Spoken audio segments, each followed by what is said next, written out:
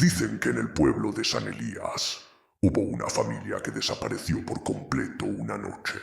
Todo lo que quedó fue un espejo cubierto de ceniza en el centro de la casa. Nadie se atrevió a tocarlo, excepto una chica que buscaba respuestas. Su nombre era Lucía. Heredó aquella casa. Los vecinos le advirtieron: no limpies el espejo, no mires tu reflejo cuando oscurezca. Pero la curiosidad es más fuerte que el miedo.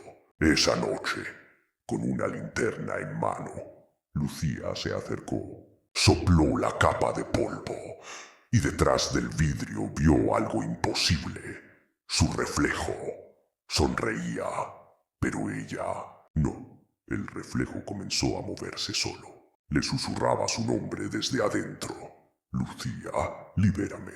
Ella retrocedió, tropezó y el espejo se agrietó. En el instante que el vidrio se rompió, una sombra negra salió de él, arrastrando el aire y apagando la luz. El teléfono sonó. Cuando contestó, escuchó su propia voz al otro lado. Te dije que no me miraras.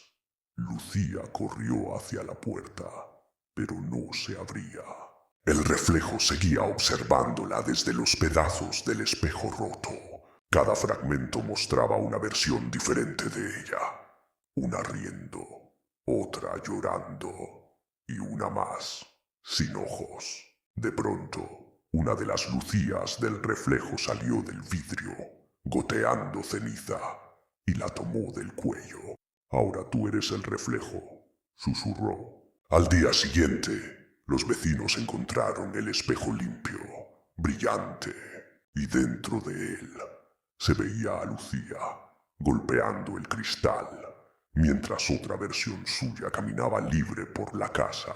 Narrador. Dicen que si limpias un espejo en la oscuridad y ves ceniza en el vidrio, no limpies más, porque ya no eres tú quien se refleja, eres quien observa desde adentro. Se dice que hay secretos que el tiempo se niega a enterrar, verdades que yacen dormidas bajo el musgo y la tierra, esperando a que una mano curiosa las despierte. Para Elara, una joven historiadora con una pasión desmedida por los mitos olvidados, ese momento llegó durante una expedición cerca de un arroyo perdido en los confines del bosque. Fue allí, semioculta por las raíces de un roble milenario, donde encontró una piedra lisa y oscura.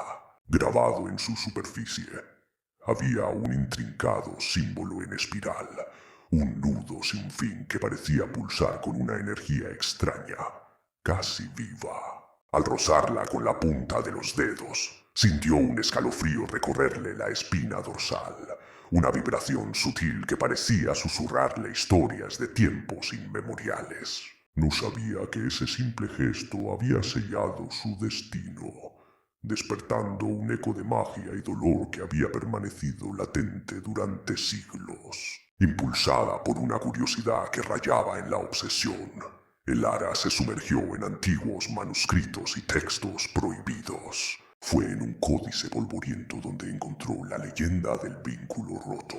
El texto narraba una era dorada en la que los duendes, seres de pura magia natural, compartieron su poder con los primeros humanos. El símbolo en espiral era la llave de ese pacto, un conducto que permitía a los humanos canalizar la energía del bosque para sanar y prosperar. Sin embargo, la armonía se quebró. Consumidos por la codicia y el ansia de poder, los humanos alteraron el símbolo sagrado. Lo corrompieron, transformándolo en una herramienta parasitaria, un sello maldito diseñado no para compartir, sino para robar la esencia vital de los duendes y alargar sus propias vidas de forma antinatural. La magia se convirtió en veneno y el vínculo se rompió para siempre. Una noche, mientras estudiaba el reflejo de la luna en un espejo, Elara vio algo que heló su sangre. En la palma de su mano, la misma que había tocado la piedra rúnica, brillaba con una luz pálida el mismo símbolo en espiral. El escalofrío inicial se había convertido en un frío permanente, una debilidad que crecía con cada hora. Fue entonces cuando comprendió la aterradora verdad. La leyenda no era solo una historia. Al tocar la piedra, se había convertido en la nueva portadora de la maldición. Los susurros del bosque ya no eran pacíficos. Ahora eran lamentos. Lamentos de los duendes que la perseguían. Pero no lo hacían por malicia ni por venganza, sino por desesperación, intentando recuperar la esencia vital que el símbolo corrupto le estaba arrancando a ella para, a su vez, drenarla de ellos. Atrapada en un ciclo de pesadilla que ella misma había desatado, Elara es ahora una fugitiva en su propio tiempo. Siente como su fuerza vital se desvanece lentamente, absorbida por la marca que la consume. El aire a su alrededor se llena con los ecos de un dolor antiguo, los lamentos de los duendes que se hacen más fuertes y cercanos, reclamando lo que les fue robado a través de ella. La historiadora se ha convertido en parte de la leyenda, un eslabón más en la cadena del vínculo roto, condenada a vagar como un fantasma entre dos mundos, escuchando el llanto de la magia moribunda. Y así, el bosque guarda su secreto, esperando a su próxima víctima, a la siguiente mano curiosa que se atreva a despertar el poder y la pena de la piedra rúnica. Era solo un muchacho, atrapado en las grietas de una ciudad que había olvidado cómo brillar. Sus días eran una monótona sinfonía de grises, paredes desconchadas, cielos plomizos y el eco constante de un estómago vacío. Cada amanecer le saludaba con la misma promesa rota, la misma lucha por unas pocas monedas que apenas alcanzaban para acallar el hambre, nunca para saciarla. Sus manos, encallecidas y jóvenes, conocían el peso del trabajo inútil y el frío de la desesperanza. Observaba a los demás, a los que reían y vestían con colores vivos, como si pertenecieran a un mundo distinto, uno al que él solo podía asomarse a través de un cristal sucio. La pobreza no era solo una falta de posesiones, era una jaula que le encogía el alma, un manto pesado que sofocaba cualquier atisbo de sueño o ambición. Anhelaba escapar, romper las cadenas de esa existencia sombría, sin importar el costo. Una noche, mientras deambulaba por callejones que ni los gatos se atrevían a frecuentar, una luz parpadeante le llamó la atención desde el final de un pasadizo olvidado. La curiosidad, más fuerte que el miedo, guió sus pasos hacia un mercado que no figuraba en ningún mapa, un lugar que parecía existir fuera del tiempo y del espacio. Puestos improvisados ofrecían artefactos extraños y reliquias imposibles, iluminados por faroles que ardían con una llama de color antinatural. Fue allí, entre el murmullo de compradores espectrales y el olor a incienso y olvido, donde lo encontró. Un comerciante, de rostro tan antiguo como las sombras que lo envolvían, le sonrió desde detrás de un mostrador de madera oscura.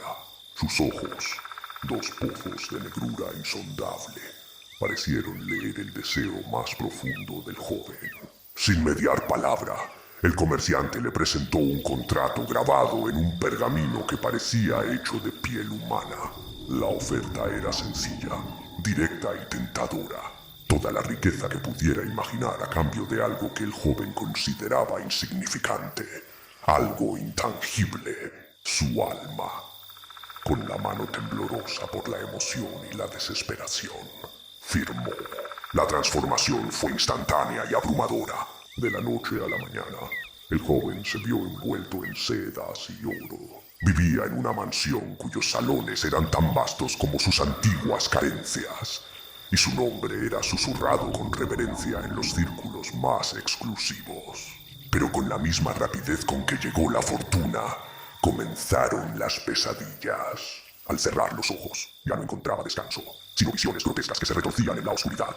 Rostros sin ojos que gritaban en silencio, manos esqueléticas que emergían de las paredes de su lujosa habitación, y la risa hueca del comerciante resonando en su mente. Pronto, el terror traspasó la barrera del sueño. Los rostros de sus seres queridos empezaron a desvanecerse de su memoria. reemplazados por lienzos en blanco. La alegría se convirtió en una palabra sin significado, el amor en un eco lejano. Intentaba recordar la calidez del abrazo de su madre o el sonido de la risa de un amigo, pero solo encontraba un vacío helado.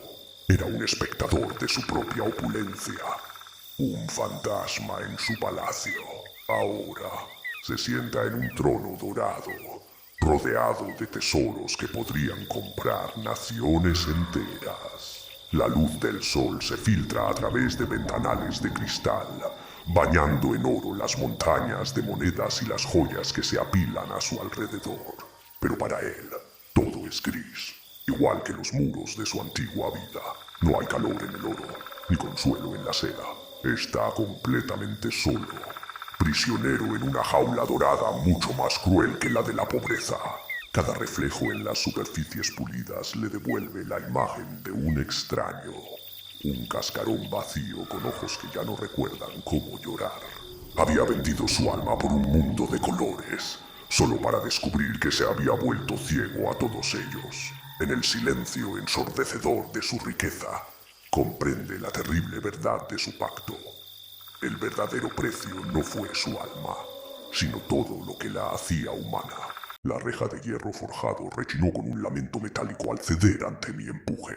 El aire frío de la medianoche me golpeó el rostro, cargado con el aroma a tierra húmeda y al silencio pesado de los que duermen su último sueño. Avancé con cautela por el sendero de grava, sintiendo el crujido de las piedras bajo mis botas, como una profanación en aquel santuario de paz. La luna llena, suspendida en el cielo como un ojo pálido y vigilante, proyectaba sombras alargadas y caprichosas sobre las lápidas de mármol, convirtiendo ángeles de piedra en demonios agazapados y cruces en siluetas amenazantes. Cada ráfaga de viento parecía susurrar secretos olvidados, y el ulular de un búho a lo lejos era el único sonido que rompía la quietud sepulcral del antiguo cementerio. Mis pasos me llevaron más adentro, hacia la sección más vieja, donde las tumbas estaban cubiertas de musgo y los nombres grabados en la piedra apenas eran legibles, borrados por el paso implacable del tiempo. Fue entonces cuando lo vi, cerca de un mausoleo decrépito, cuya puerta de bronce colgaba de un solo gozne. Una pequeña figura se movía. Al principio pensé que era un animal, quizá un zorro buscando refugio, pero al agudizar la vista, distinguí la silueta inconfundible de un niño. Estaba sentado en el suelo, completamente solo, moviendo una pequeña pelota de un lado a otro con una lentitud casi hipnótica. Un escalofrío me recorrió la espalda, pero no era de miedo, sino de preocupación. ¿Qué hacía un niño tan pequeño a estas horas en un lugar como este? Debía estar perdido. La idea de dejarlo solo en medio de la noche, rodeado de tumbas, era impensable. Me armé de valor y empecé a caminar hacia él, intentando no hacer demasiado ruido para no asustarlo. «Hola», le dije con la voz más suave que pude. «¿Estás bien? Te has perdido». El niño levantó la cabeza lentamente, como si emergiera de un trance. La pelota se detuvo. En la penumbra no podía distinguir bien sus rasgos, solo la palidez de su rostro bajo la luz lunar. Me arrodillé a una distancia prudente.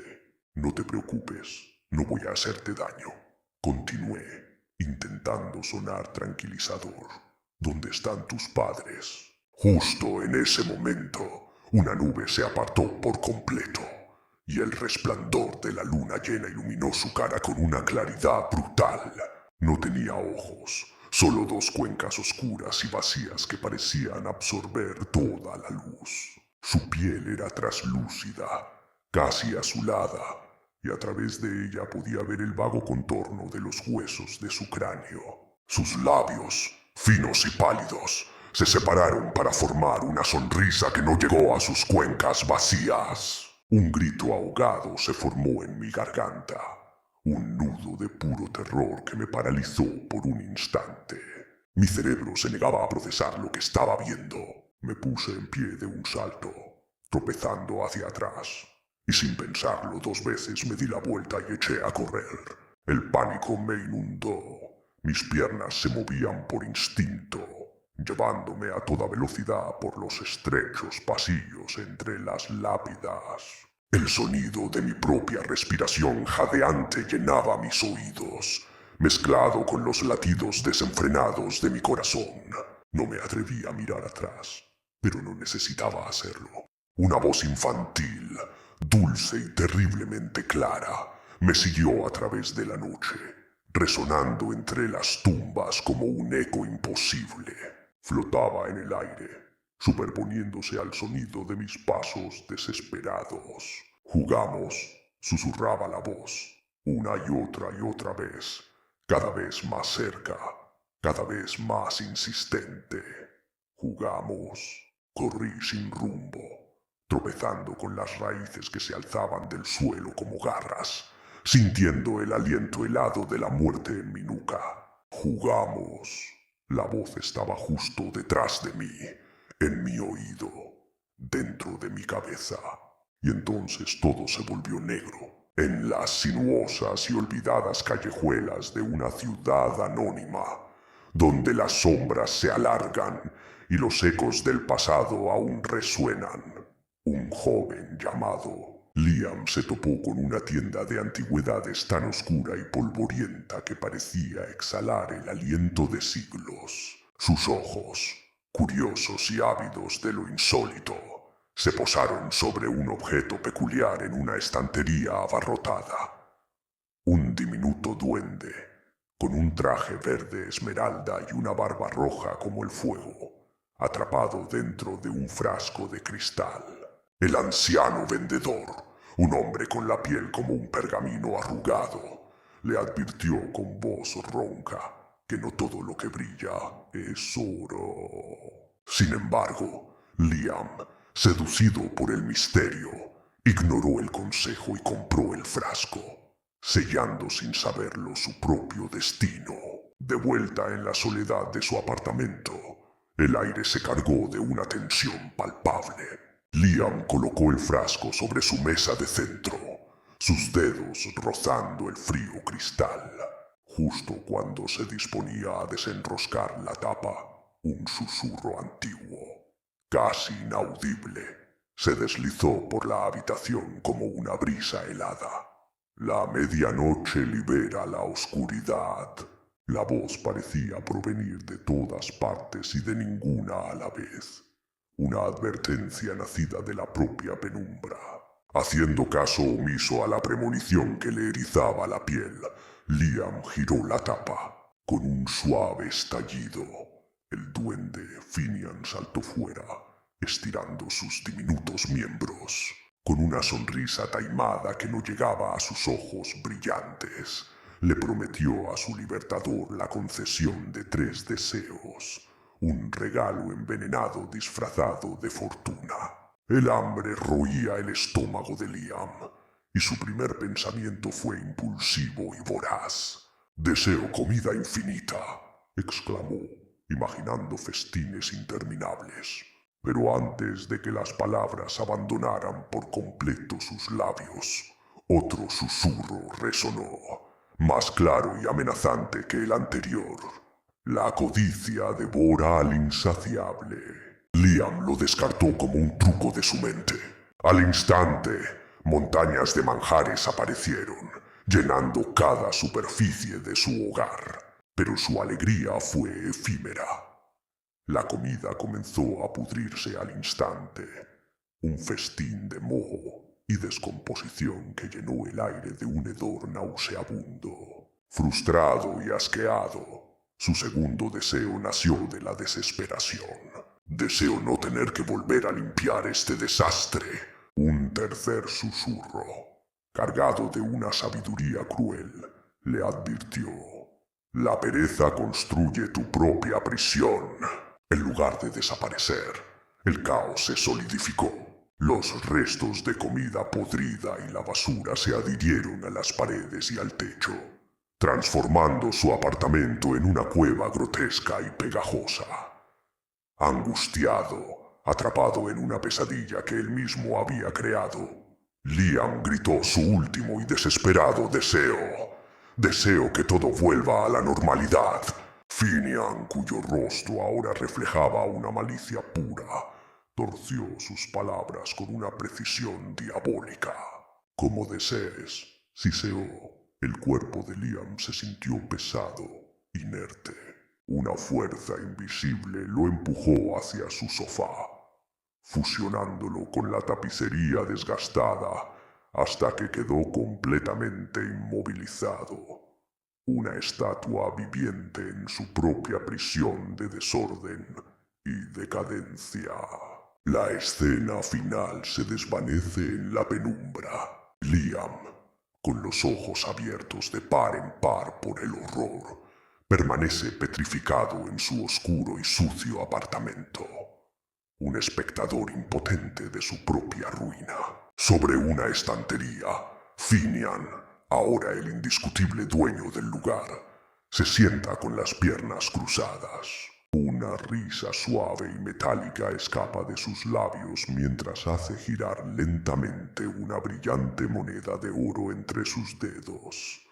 Un trofeo silencioso de otra alma reclamada por la maldición de sus deseos. La escena se abre con tomas panorámicas y lentas de un bosque antiguo y espeso. La luz del sol apenas se filtra a través del denso dosel de hojas.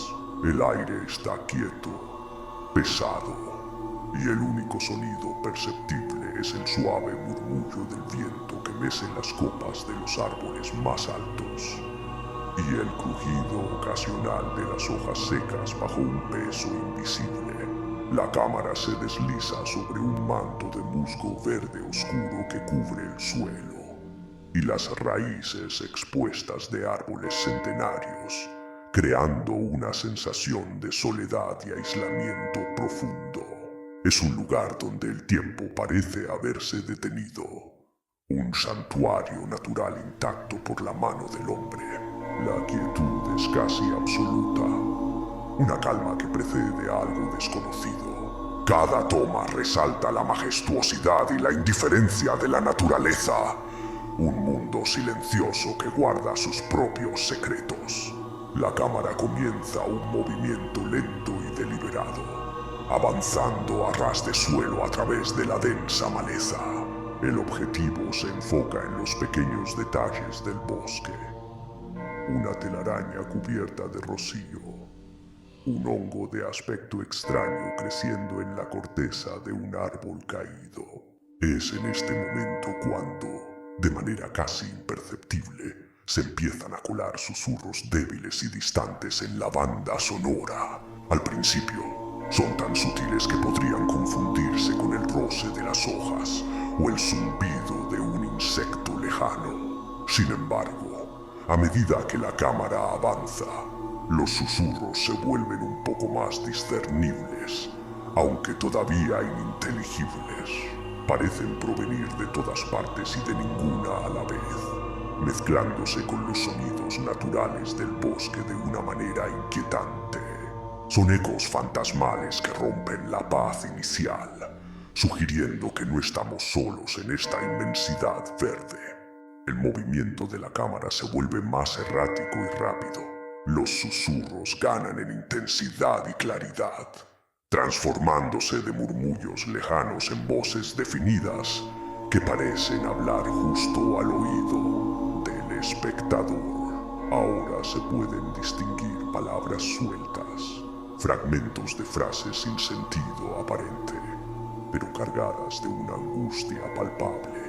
La cámara enfoca bruscamente detalles perturbadores que antes pasaban desapercibidos. Ramas que se asemejan a dedos esqueléticos, sombras que danzan y se contorsionan de forma antinatural en la periferia de la visión, símbolos extraños tallados en la corteza de un árbol solitario. La atmósfera se carga de una tensión insoportable. La sensación de ser observado es abrumadora. El bosque ya no es un santuario, sino una trampa claustrofóbica de la que es imposible escapar.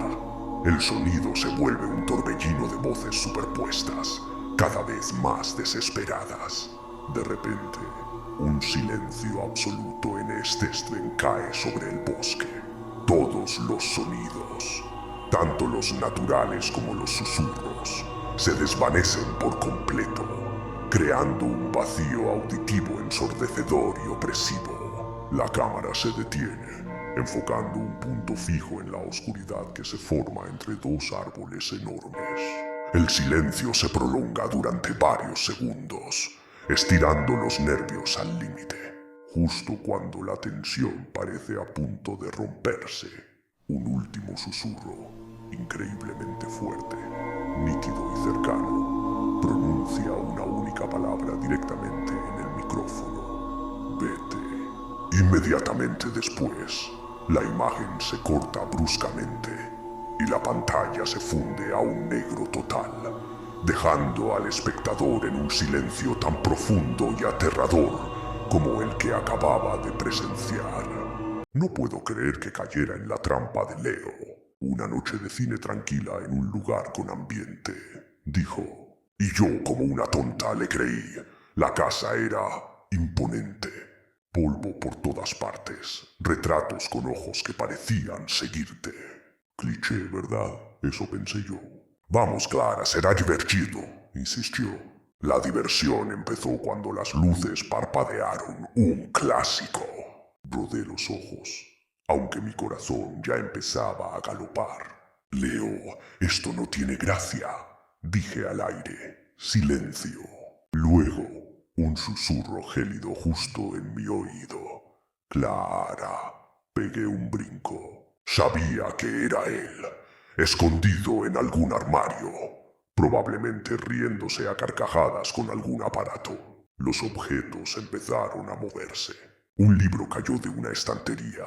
Una silla se meció sola. Debo admitir que la producción era de primera.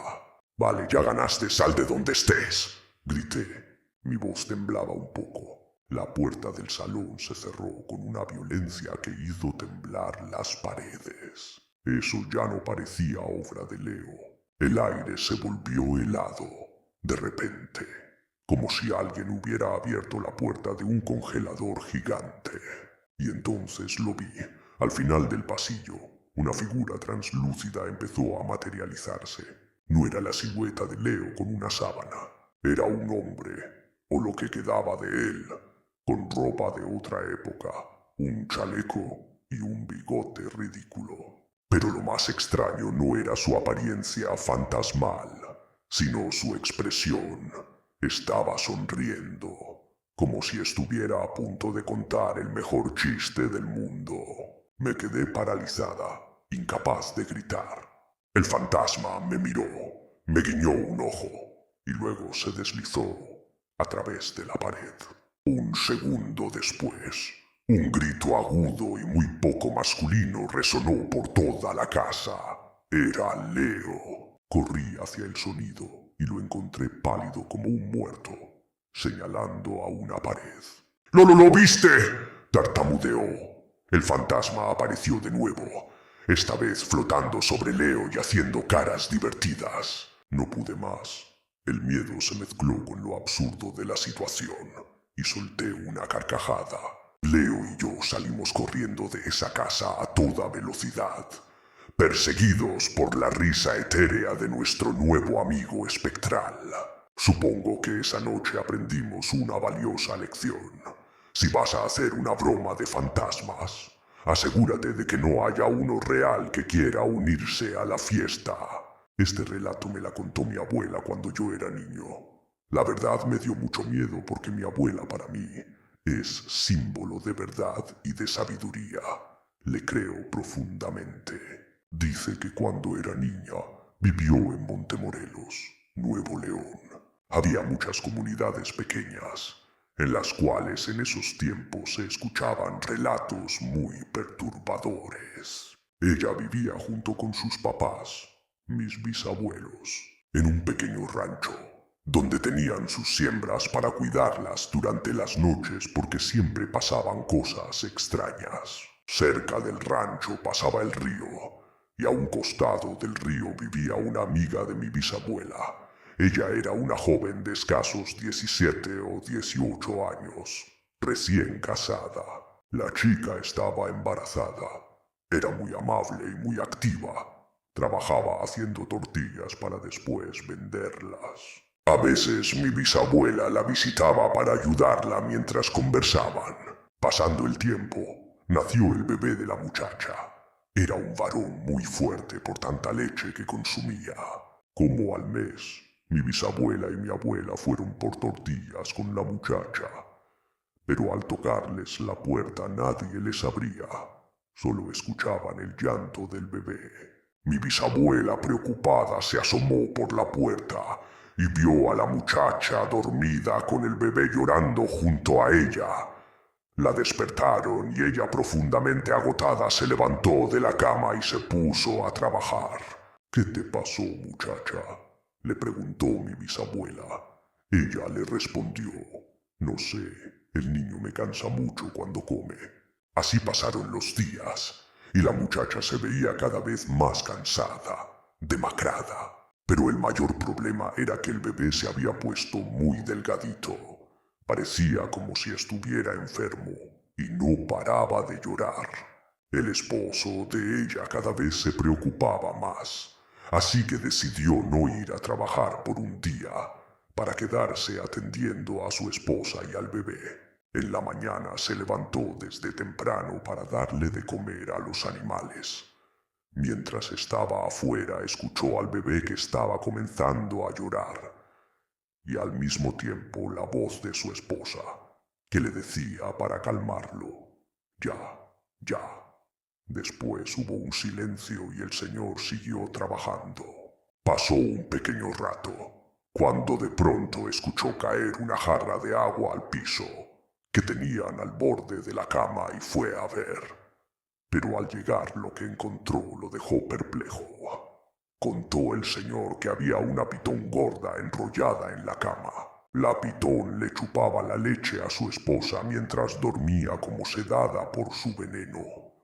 Pero lo más aterrador era que con la punta de su cola se encontraba dentro de la boca del bebé, como si evitara que llorara.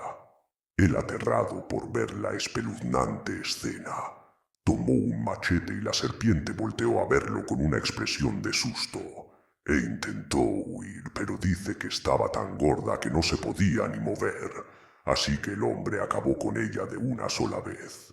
Luego la aventó hacia afuera echándole aceite y leña para después prenderla. Al día siguiente, mi bisabuela llegó como de costumbre y se encontró con el esposo de la muchacha.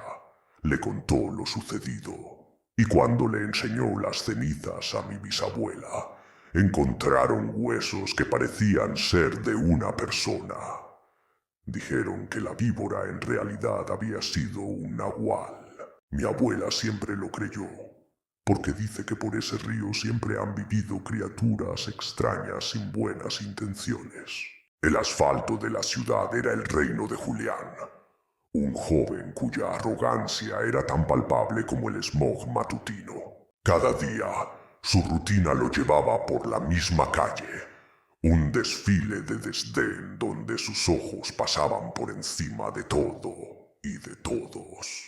En una esquina, siempre sentada sobre un pequeño banco de madera, una anciana de origen tlapaneco ofrecía sus artesanías. Su piel, surcada por el tiempo como la tierra seca, y sus manos, expertas en el arte del tejido, eran invisibles para Julián. Él pasaba frente a ella, sumergido en su teléfono, ignorando su presencia como si fuera parte del paisaje urbano, una estatua sin importancia en su acelerado mundo. Un martes, el cielo se desplomó sobre la ciudad en un aguacero torrencial. Las calles se convirtieron en ríos de agua sucia, y Julián, impaciente al volante de su costoso coche, no redujo la velocidad. Al pasar por la esquina de siempre, una ola de lodo y agua estancada se levantó como una bestia furiosa, bañando por completo a la anciana y sus mercancías. Ella, empapada y cubierta de barro, no gritó. Simplemente se levantó con una lentitud ceremonial Clavó sus ojos oscuros y profundos en él a través del parabrisas, y con un movimiento casi imperceptible de sus labios, susurró unas palabras que el rugido del motor y la lluvia se llevaron. Esa misma noche, la maldición comenzó a filtrarse en la vida de Julián. El sueño se convirtió en un laberinto de pesadillas vívidas, donde rostros de barro lo perseguían en la oscuridad. Cuando abrió el grifo para beber, el agua salió turbia, espesa como la sangre de la tierra. Lo peor eran los reflejos. En cada charco que encontraba, en cada superficie pulida, el rostro de la anciana lo observaba. Una acusación silenciosa que lo seguía a todas partes. La paranoia lo carcomía. Sentía su presencia en el susurro del viento y en las sombras que se alargaban al atardecer. La ciudad, su reino, se había convertido en su prisión. Debía escapar, convencido de que la maldición estaba atada a las calles que lo vieron cometer su ofensa. Julián arrojó algunas cosas en una maleta y se lanzó a la carretera. Condujo sin rumbo fijo, huyendo de la metrópoli bajo un cielo plomizo. La desolada carretera se extendía ante él como una promesa de liberación, un camino hacia un lugar donde los espejos no pudieran devolverle la mirada de la anciana. Cada kilómetro recorrido era un intento desesperado por dejar atrás el susurro que ahora resonaba en su mente, las palabras ininteligibles que sentía vibrar en sus huesos. Pero no se puede huir de lo que se lleva adentro. De repente, una tormenta aún más violenta que la de la ciudad estalló sobre él. El coche tosió, se sacudió y finalmente murió en medio de la nada. Desesperado, Julián salió al exterior solo para hundir sus pies en un inmenso campo de lodo que se extendía hasta donde alcanzaba la vista. El pánico se apoderó de él cuando, de los charcos burbujeantes que lo rodeaban, comenzó a emerger una figura. Era ella, pero no era ella. Su cuerpo, ahora una amalgama grotesca de ramas, barro y agua sucia, se alzaba como una deidad vengativa de la tierra. La criatura, mitad anciana, mitad monstruo de lodo, extendió una mano hacia él, demostrándole con una certeza aterradora que su arrogancia lo había encadenado a ella para siempre. El sol de la mañana siguiente ilumina un coche abandonado, hundiéndose lentamente en un campo lodoso en medio de ninguna parte. De vuelta en la bulliciosa ciudad, en su esquina de siempre, la anciana tlapaneca teje tranquilamente, con el sol acariciando su rostro sereno. A su lado, sobre el pequeño banco de madera y junto a sus otras artesanías, descansa una nueva figura de arcilla fresca. Un hombrecito retorcido en una pose de terror eterno.